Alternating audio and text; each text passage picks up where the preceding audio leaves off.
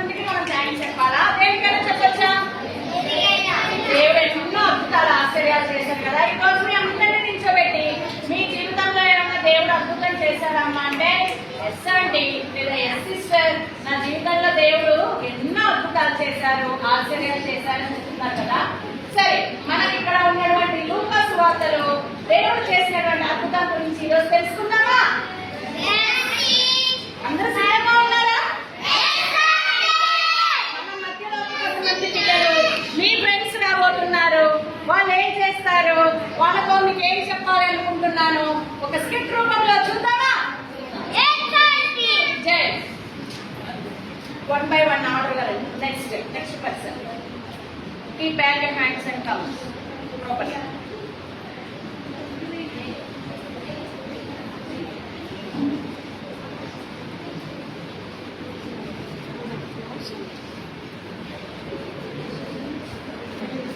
అందరూ దాన్ని టచ్ అవ్వకుండా ప్రాపర్ గా మీ ఫేసెస్ అందరూ మీరందరూ విజిబుల్ గా ఒకసారి చూడండి.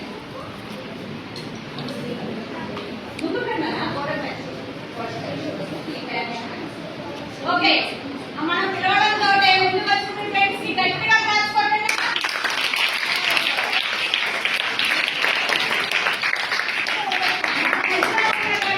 ఈ బ్రదర్ జీసస్ గా యాక్ట్ చేస్తున్నారు. ఎవరు?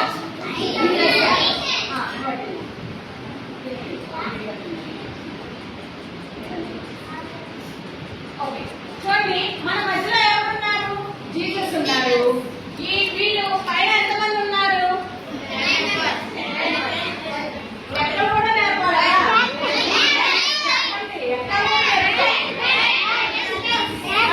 ఈ 10 మెంబర్స్ ని మనం బైబిల్లో రిప్రజెంట్ ఎవరిలాగా చేస్తున్నామంటే ఎవరన్నా మీరందరూ కూడా లెప్రసీ క్యాండిడేట్స్ ఎలా ఉంటారు? అటు అందరూ వరుసగా నిల్చోవాలి. ఒక ముందు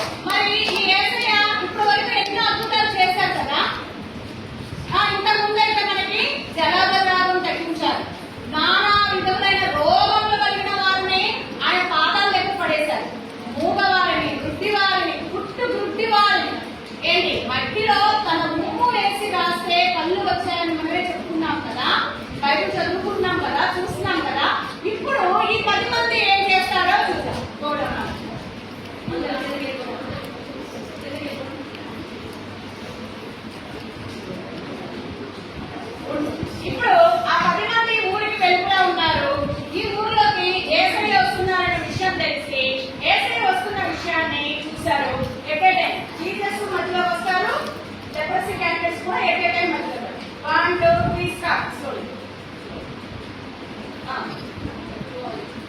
స్టాండ్ ఇట్లా సెమీ సర్కిల్ లో నిల్చోండి 10 మెంబర్స్ సెమీ సర్కిల్ లా ఆపోజిట్ లో నిల్చోండి ఓకే దేవుడు వాళ్ళని కనీసం టచ్ కూడా చేయలేదు అర్థమవుతుందా ఆయన వెంటనే చేయి చాపారు చేయి చాపేసి మీరు వెళ్ళి మీ ప్రధాన యాజకులకు కనపరుచుకోండి ఏం చెప్పారంటమ్మా మీ ప్రధాన యాజకులకు ఎందుకు వాళ్ళని ప్రధాన యాజకులకు కనపరుచుకోమన్నారు అంటే పూర్వకాలంలో దైవజనులకి అంత ప్రిఫరెన్స్ ఉండేది అప్పుడైనా ఎప్పుడైనా దైవజనులకి చాలా ప్రిఫరెన్స్ వాళ్ళు వీళ్ళని మొత్తాన్ని కూడా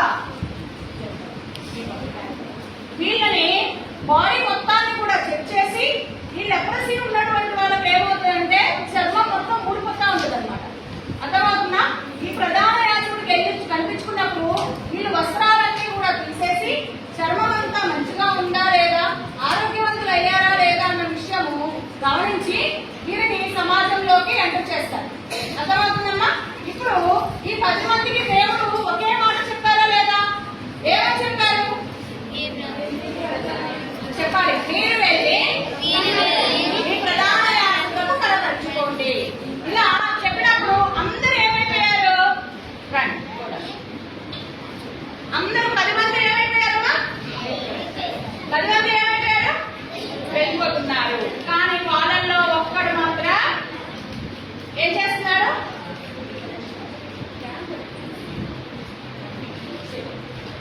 ఇప్పుడు చూడండి ఒక వ్యక్తి ఇప్పుడు ఎంతమంది వెళ్ళిపోయారు మొత్తం ఒకేసారి ఎంతమంది వెళ్ళారు ఎక్కడ కూడా లేపాల్సి వస్తుంది ఒకేసారి అందరు ఎంతమంది వెళ్ళారు 10 మంది వెళ్ళిపోయారు ఎంతమంది వెళ్ళిపోయారు కానీ ఎంతమంది తిరిగి వచ్చారు ఒక్కరే ఈ తిరిగి వచ్చినటువంటి ఒక్కరు ఎవరో తెలుసా పిల్లలు సమరయుడు ఎవరంటమ్మా మనం గుడ్ సమ్మట్ గురించి చాలా విషయాలు బైబిల్లో చూసాం కదా సమరయ స్త్రీ గురించి విన్నాము అలాగే ఒక మంచి ఇప్పుడు అక్కడ ఉన్నటువంటి వాళ్ళందరూ కూడా యూదులు వాళ్ళు ఎవరినానా చూడండి ఒక రోగము ఒక జబ్బు ఒక వ్యాధి ఒక బాధ అందరినీ ఏం చేసింది చెప్పాలి అందరినీ ఏం చేసింది కలిపింది అందరినీ ఒక చోట ఉంచింది కానీ ఎప్పుడైతే దేవుడు తన అద్భుతం చేత ఒక మాట చేత మీరు వెళ్ళి మీ ప్రధాన యాజకులకు కనపరుచుకోండి అన్నప్పుడు వీళ్ళ మధ్య ఏమొచ్చింది ఇప్పుడు అర్హత వచ్చింది ఇప్పుడు పద వచ్చింది చూడండి ఆ 9 మంది వెళ్ళిపోయారు కదా ఆ 9 మంది వెళ్ళిపోయినప్పుడు ఏమనుకున్నారు వాళ్ళ ఉద్యోగం లేదు అప్పటి వరకు వాళ్ళ కుటుంబం లేదు వాళ్ళ భార్య లేదు వాళ్ళ భర్తలు లేరు ఎవరు వాళ్ళ పిల్లలు లేరు ఎవరు లేరు కానీ ఈ రోజు వాళ్ళు స్వస్థత పడిన తర్వాత నేను నా ఉద్యోగానికి వెళ్ళాలి నేను నా కుటుంబం దగ్గరికి వెళ్ళాలి నేను నా ఫ్రెండ్స్ ఎంజాయ్ చేయాలి పార్టీకి వెళ్ళాలి అంటూ వాళ్ళు ఏమయ్యారు దబా వెనక్కి కూడా చూడకుండా వెళ్ళిపోయారు కానీ వాళ్ళలో ఒక్కడు మాత్రం ఒకే ఒక గుడ్ సమ్మెట్ మాత్రం ఏం చేశాడు ప్రభువా నువ్వే నాకు దిక్కు వచ్చి ఎలా పడ్డాడు దేవుడు పాదాల మధ్య ఎలా పడ్డాడు సాష్టాంగ నమస్కారం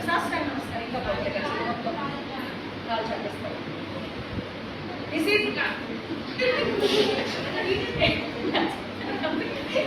ఇదేంటన్నా సాష్టాంగ నమస్కారం కదా పొర్లు దండాలంట పొర్లు దండాలు పెట్టాను ఒకసారి అలా పిట్టుకుంటా అలానే పడుకొని పిట్టుకొని ఇంకోటి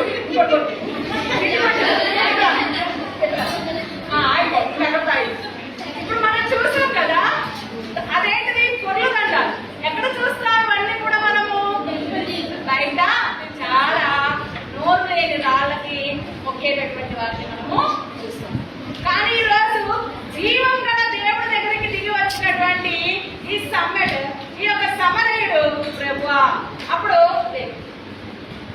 లేపి దేవుడు ఇతన్ని ప్రశ్నిస్తున్నాడు ఏమని ప్రశ్నిస్తున్నాడు ఆ 9 ఎక్కడా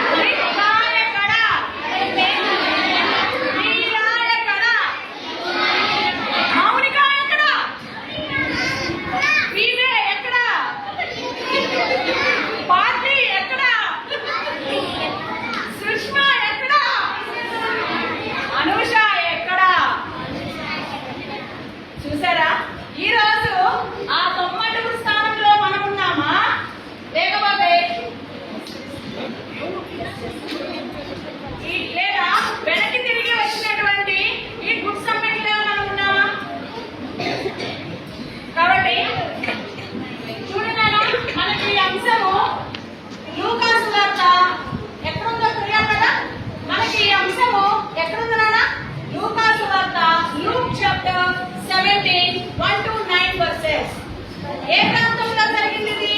సమరయ, గలిలయ ఒక గ్రామంలో. దేవుడు ఏం చెప్తున్నాడు? ఒక గ్రామం. ఆ గ్రామం పేరైతే దేవుడు ఇవ్వలేదు, కానీ ఎందుకు ఇవ్వలేదని నేను పొద్దున ఆలోచిస్తున్నప్పుడు దేవుడు నాతో ఎంత చక్కగా మాట్లాడారో తెలుసా?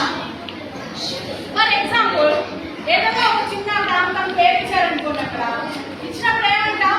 మనకు అదే పేరు హైలైట్ అవుతా ఉంటుంది.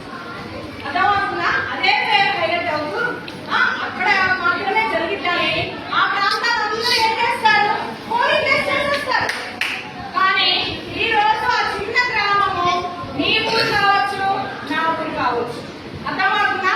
ఒక స్థానంలో దేవుడు అద్భుతం చేయవచ్చు, ఒక పటమటలో దేవుడు అద్భుతం చేయవచ్చు, లేకపోతే ఎగ్జిబిషన్ హాల్లో జరుగుతున్న క్రైస్ట్ టెంపుల్లో అద్భుతాలు ఎన్నో దేవుడు చేస్తుంది.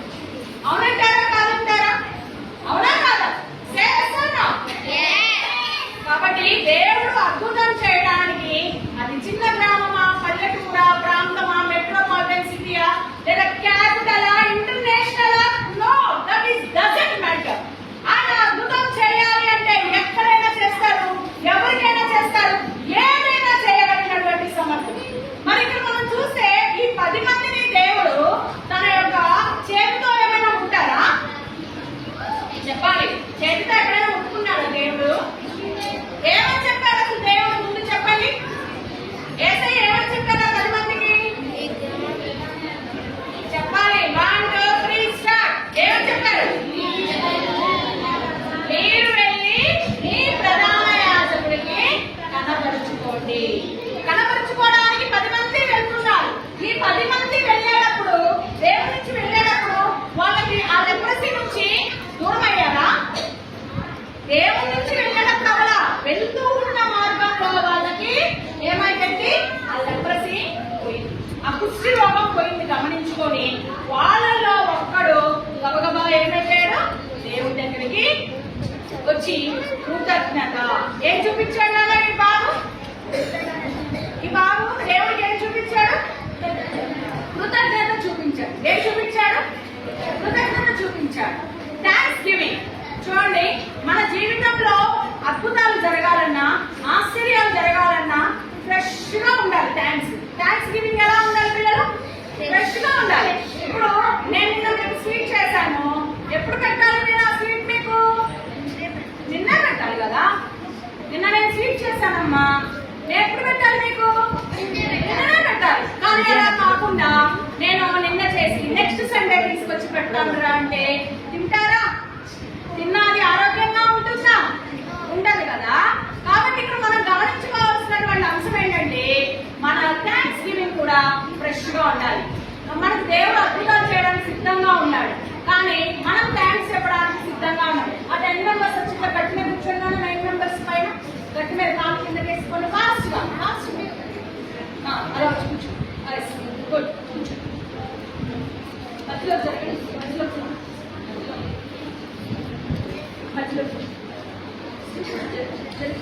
దగ్గర క్లోజ్ గా కూర్చో. Very close, very close. అర్థమవుతున్నా పిల్లలు? ఇలా చూసుకున్నట్లయితే మనము థ్యాంక్స్ గివింగ్, మనకి చేసిన అద్భుతాలకి మనం ఏం చెప్పాలన్నా దేవుడికి థ్యాంక్స్ చెప్పాలి. చూడండి, మనం ఈ 9 మందిలో ఉన్నామా? ఈ ఒక్కళ్ళలాగా ఉన్నామా? దేవుడు ఇంకా మనకి అద్భుతాలు చేశాక చాలా మంది అడుగుతాం, ఒరే నీకు ఈ అద్భుతం ఎలా జరిగిందిరా, నీకు ఆ రోగం ఎలా పోయిందిరా అంటే, నేను నిన్న అపోలోకి వెళ్ళాలి లేదా యశోద హాస్పిటల్లో చూపించుకున్నాను, అందుకని నా రోగం పోయింది అని చెప్పొచ్చామనా? చెప్పకూడదు. అర్థమవుతుందా? మనకి దేవుడు చేసిన గొప్పతనాన్ని మనం గట్టిగా చెప్పగలగాలి, బిగ్గరగా చెప్పగలగాలి. దావీదు కుమారుడా దాటిపోకు అని చాలా నెమ్మదిగా అరిశాడా? ఎలా అరిశాడు? ఎలా అన్నాడు? ఎలా చెప్పాడు? మాత్రం బిగ్గరగా, దావీదు కుమారుడా మాకు దాటిపోకు. అర్థమవుతుందా? మనం గట్టిగా దేవుడి యొక్క క్రియలను చెప్పేవారిగా, ఎలా అయితే ఒక వ్యక్తి తిరిగి తగ్గించుకొని దేవుడి దగ్గర ఉన్నాడో మనం కూడా అలాగే తగ్గించుకొని ఉన్నాం. ఈ రోజు మనలో, మీలో, నాలో, అందరిలో ఆ యొక్క ఒబేనెస్, తగ్గించుకునే గుణం ఉందా? ఒబీడియన్స్ ఉందా? ఉన్న వాళ్ళందరూ కూడా మీ చేతి తగ్గండి. నాలో తగ్గింపు ఉంది. మీ చేతిని దేవుడు చూస్తున్నాడు. పరిశుద్ధాత్మ శక్తి సంచరించబడుతుంది. మీరు చేయి నా కోసం ఎత్తారా, కేవలం నేను చెప్పేది కూడా అర్థం కాకుండా ఎత్తారా, దేవుడు మీ హృదయాంతరాలను పరిశీలిస్తున్నారు. అర్థమవుతుందమ్మా? ఎంతమందికి తగ్గించుకునే గుణం ఉంది? ఎంతమందికి? Okay, very good. చాలా మంది తగ్గించుకునే గుణం ఉందని చెప్పారు. చాలా మంది వెరీ గుడ్. ఇక్కడ నిజం ఒప్పుకున్నారు, మాకు తగ్గించుకునే గుణం లేదండి అని చేతులు ఎత్తలేదు. చేతులు ఎత్తని పిల్లలు ఎవరో ఎప్పుడు చేతులు ఎత్తన్నానా? మాకు ఆ ఒబీడియన్స్ లేదండి, నేను తగ్గించుకోలేకపోతున్నాను, నేను విధేయత చూపించలేకపోతున్నానని మీరు చెయ్యకపోయినప్పటికీ నా కళ్ళు మిమ్మల్ని చూసాయి, నా కళ్ళు మిమ్మల్ని చూసాయి. కాబట్టి ఇప్పటికైనా మీలో ఆ చేంజ్ అనేది రావాలి.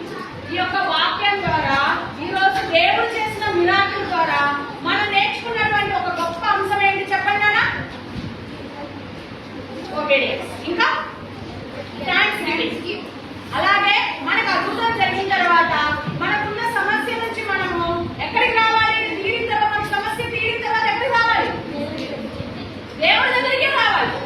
అర్థమవుతుందా? ఎక్కడికి రావాలన్నా? దేవుడి దగ్గరికే. ఎక్కడికి రావాలి పిల్లలు? దేవుడి దగ్గరికే రావాలి. ఎక్కడికి రావాలన్నా? అంతేగాని అద్భుతం జరిగిన తర్వాత మనకు వాళ్ళు చేశారు, వీళ్ళు చేశారు అని మనము, ఓకేనా? ఒక్కసారి